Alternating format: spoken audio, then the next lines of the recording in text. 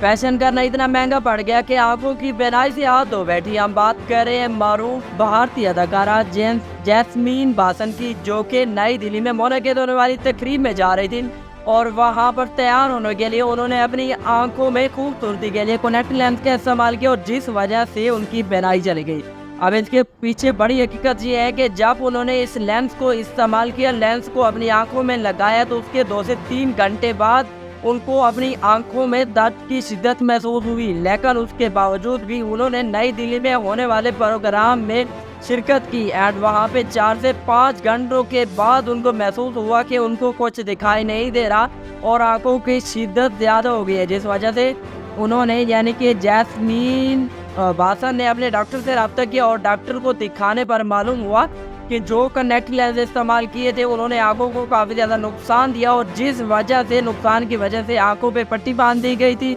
और जैस्मीन बासन को ये कहा गया है कि उनको ठीक होने में 4 से 5 दिन लग सकते हैं। और उसके बाद जैस्मीन बासन ने इंटरव्यू में ये कहा था कि उनको आंखों की शिद्दत की वजह से